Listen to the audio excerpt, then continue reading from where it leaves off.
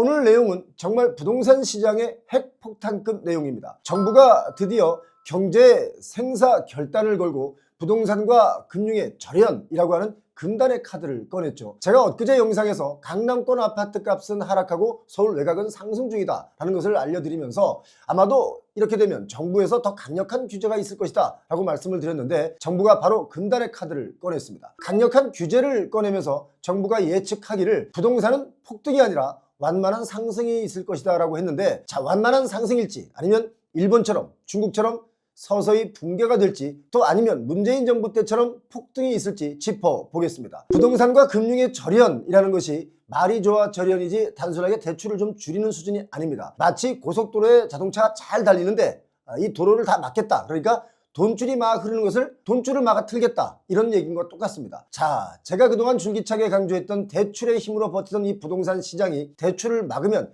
그동안 우리가 겪어보지 못한 폭락이 올 수도 있다라고 제가 말씀을 드렸는데, 일본의 잃어버린 30년을 촉발했던 그 대출 총량 규제와 판박이 정책을 꺼내 들었습니다. 정부와 금융당국이 부동산 대출 총량을 지난해보다 더욱 강력하게 규제해서 국내 총생산 GDP 대비 가계대출의 비율을 2010년대 초반 수준으로 되돌리겠다라고 밝혔습니다. 사실 이 내용은 어제 오늘 얘기가 아니죠. 이미 실행이 됐습니다. 실제로 정부 방침대로 부동산과 금융의 절연이 이루어진다면 중국이 2020년, 21년에 부동산 가격이 폭등할 때 그 이후에 부동산 대출 규제를 하면서 부동산 시장이 폭락했는데 그것과 똑같은 효과, 또 일본이 1990년대 초반에 부동산 대출 총량제를 하면서 부동산이 폭락한 일들과 비슷한 파장을 불러올 수도 있다라고 저는 봅니다. 이런 이야기를 제가 작년에도 한번 해드린 것 같은데요. 이제 정말 날이 갈수록 부동산으로 흐르는 돈줄을 재는 규제가 점점 더 강해지고 있습니다.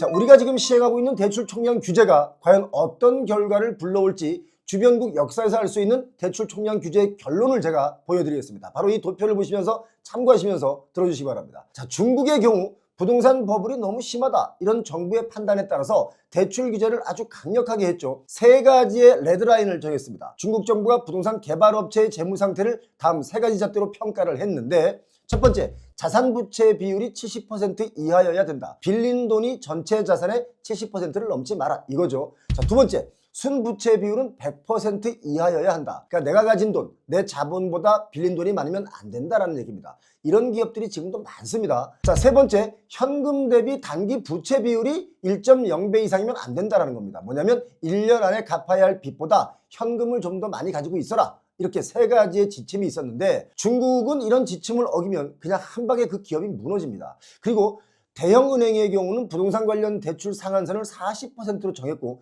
개인들의 주택담보대출 상한선은 32.5%로 정했었습니다. 그때 중국에서 가장 잘 나가던 부동산 개발업체 헝따, 비구이위안 등 이런 1등 업체들이 연쇄 부도를 맞았고요. 그런 여파로 집값과 상업용 부동산이 급락으로 이어지면서 경기 침체를 초래해서 지금 몇 년째 중국은 경기 침체 상황에 있는 겁니다. 역시 그 불똥이 홍콩으로까지 튀면서 홍콩의 비싼 아파트들이 급매로 나와 반값에 거래되기도 했습니다. 자, 중국의 경우도 우리나라와 마찬가지로 빚으로 땅을 사고 또 건물을 짓던 이 관행이 아주 심했는데, 그게 이제 대출을 딱 막으면서 막히니까 결국 헝따 같은 1등 개발업체들이 이자를 못 갚아서 파산 위기에 몰렸던 겁니다. 거대한 중국의 부동산 시장이 흔들리니까 전 세계 금융시장을 뒤흔들었었습니다. 이런 상황에 몰리니까 중국은 뭡니까? 돈이 없어서 건물을 짓다 말게 되니까 중국 전역에 유령 건물, 또 유령 아파트들이 속출했었습니다. 집값이 또 떨어질 것을 염려하는 개인, 이 사람들이 집을 또 안 사면서 집값은 계속 폭락하게 된 것이죠. 일본은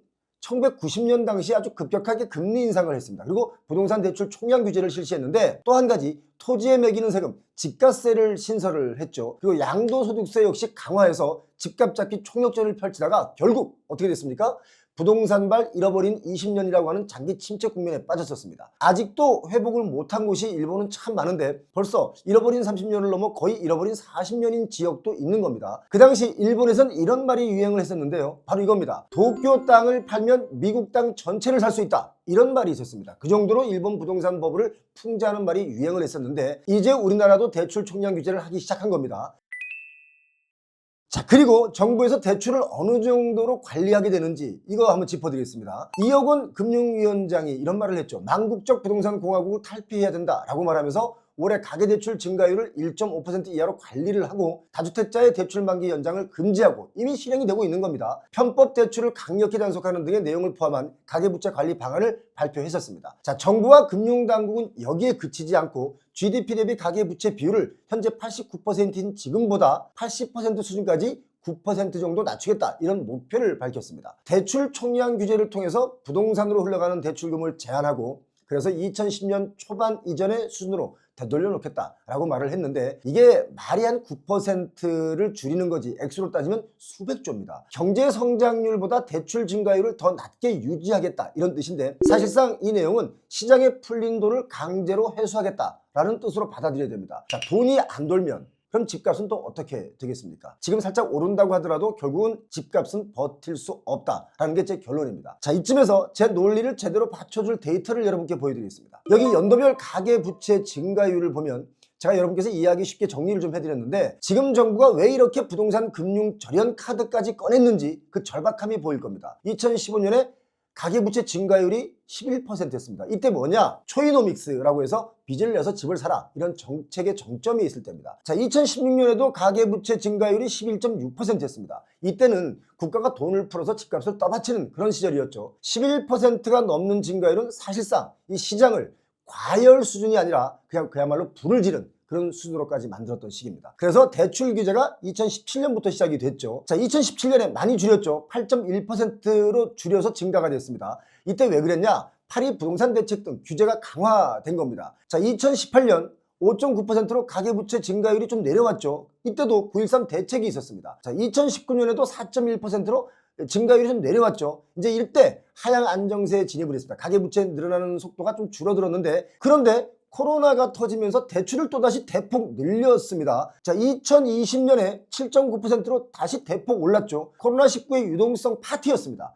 영끌하고 B2에서 부동산 광풍이 불었습니다. 21년에 다시 7.1%로 살짝 증가율을 잡았는데 자, 22년 보겠습니다. 22년에는 마이너스 0.5%로 크게 그 가계대출 증가율이 떨어졌습니다. 통계 작성 이래 첫 번째 감소가 바로 이때 있었는데 사상 처음으로 대출이 대폭 줄었던 그 시기입니다. 이때 대출이 줄어든 이유가 뭔지 아십니까? 바로 금리 인상이었습니다. 그러니까 부동산을 잡는 데는 금리 인상만큼 좋은 것이 없다, 이것을 보여준 사례라고 볼 수 있겠는데요. 자, 이걸 제대로 해석하면 부동산에 미친 광풍은 결국 뭡니까? 대출이 문제였다라는 겁니다. 그 대출로 인해서 가격이 급등하니까 대출의 증가를 줄인다고 해도 대출금의 양은 점점 더 커지는, 그래서 결국 뭡니까? 빚만 남은 상황이다라는 겁니다. 자, 그래서 23년에 보니까 0.6%로 0.5보다 0.1 정도 더 올라갔습니다. 이때는 특례 보금자리론 이런 것들이 영향이 있어서 조금 더 대출 증가가 있었는데 24년엔 또 2.6%, 25년엔 1.7%, 이때는 또 스트레스 DSR 2단계가 실시되면서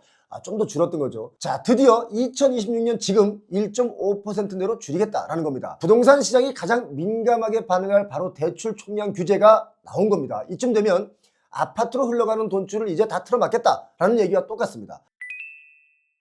정부가 점점 더 강력한 카드를 꺼내는 이유는 정부가 1.5%라고 하는 가이드라인을 줬음에도 불구하고 대출을 받아 아파트를 사는 사람들이 줄지 않으니까 대출 증가가 26년에만 가파르게 다시 좀 늘어났는데 이게 어느 정도 늘어났냐면 26년 1월 달에 보니까 1.4조 원이 지난달보다 늘어났습니다. 그리고 26년 3월 달에 또 역시 전월 대비보다 3.5조, 3조 5천억이 늘어난 거죠. 그래서 최근에 서울 외곽의 아파트 값이 이런 이유로 오른 겁니다. 이해하셨습니까? 며칠 전에 제가 서울 외곽 아파트 값이 오르고 있다라고 얘기를 드렸더니 몇몇 사람들이 표용호 변심했다, 왜 오른다고 얘기를 하냐 라며 저를 꾸짖는 댓글이 아주 많았습니다.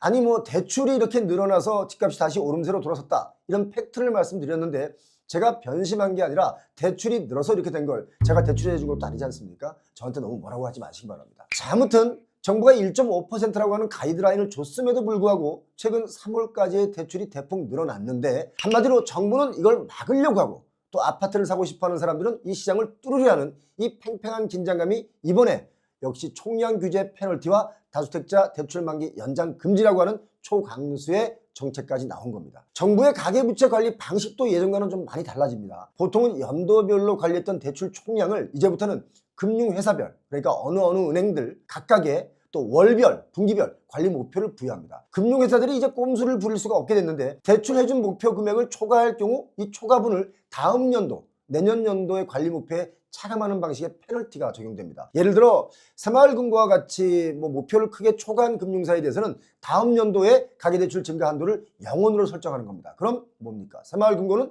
대출을 한 푼도 못 해줄 수가 있다라는 겁니다. 그리고 또 수도권, 규제 지역의 다주택자의 아파트 담보대출 만기 연장을 원칙적으로 금지하는데 일부 예외적인 경우를 제외하면 이미 지난 4월 17일부터 시행하고 있습니다. 제가 엊그제 어떤 카페에 앉아 있는데 옆 테이블에 있던 아주머니 세 분이 다주택자 대출 연장 금지를 해서 이제 세입자 만기가 돌아오기 전에 얼른 집을 팔아야만 한다라며 안 팔리는데 어떻게 합니까? 라면서 자기네끼리 걱정하는 얘기들을 들었습니다. 다주택자 대출 연장 금지라는 이 정책 시장에 엄청난 영향을 주고 있는 겁니다. 자, 정부가 2030년까지 GDP 대비 가계대출 비율을 80% 수준으로 내리겠다라는 계획을 가지고 있는데, 자, 25년 우리나라 가계대출 총량이 1978조 8천억이었습니다. 지금 아마 2천조 원에 가까울 겁니다. 26년 5월이 되면 2천조가 넘을 수도 있겠죠. 정부가 이런 자료를 근거로 가계대출 비율을 80%까지 낮춘다라고 하면 가계대출 증가액이 향후 5년간 287조 원 정도밖에 안 되기 때문에 결국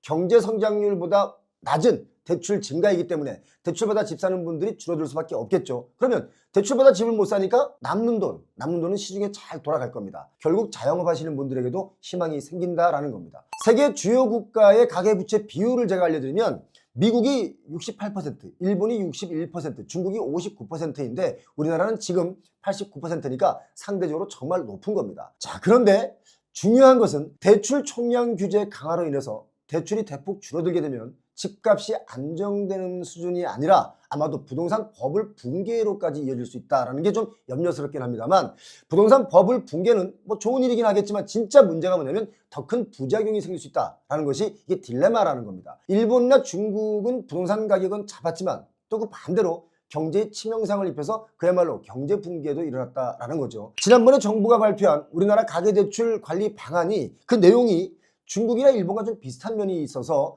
중국과 일본이 부동산 대출을 조이니까 결국 경제 버블 붕괴로 이어졌다, 이렇게 해석하는 경제학자들이 많습니다. 우리도 이 부분은 좀 잘 조절돼야 되지 않을까라는 생각인데, 그런데 부동산 가격이 무너졌다고 해서 경제가 붕괴되는 수준까지는 아닙니다. 우리나라는 지금 부동산보다 반도체죠. 과거 이명박 정부 때처럼 집값이 한 30% 정도 빠진 적이 있었지만 수출이 잘 받쳐줘서 다른 나라들의 사례처럼 붕괴 수준의 침체가 오지 않았었습니다. 현재 우리나라 산업 구조상 반도체 호황인 이 상황에 부동산 안정화 카드를 지금 충분히 이 카드로 부동산 가격을 잡을 기회인 것은 틀림이 없다. 저는 그렇게 보고 있습니다. 자, 다시 말씀드립니다. 부동산 가격의 안정화 반드시 해내야 되는 이번 정부의 과제가 됐습니다.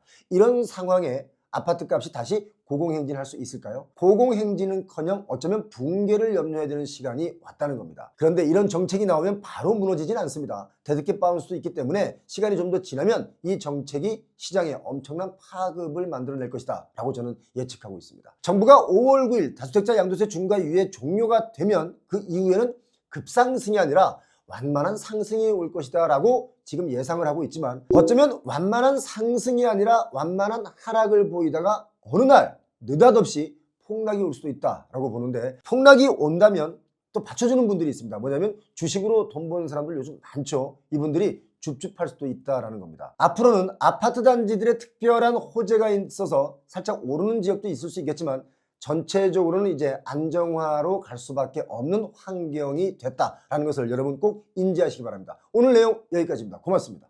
요즘 남들 주식으로 돈 벌었다, 난 이만큼 벌었다, 이런 얘기 보시면 어떤 생각이 드십니까? 부럽습니까? 아니면 속상합니까? 자, 분명 차분하게 대응하면 주식으로 자산이 많이 늘어날 수 있습니다. 지난번에 주식 전망 강의를 LS증권의 염승환 이사를 모시고 제가 진행을 해드렸는데 그때 반응이 너무너무 뜨거웠습니다. 그때 오신 분들이 강의를 듣고 좋은 종목을 잘 고를 수 있었다면서 많이 이익을 보셨는지 다시 앵콜 강의를 해달라는 요청을 받아서 염불리 염승환 이사의 강의를 준비했습니다.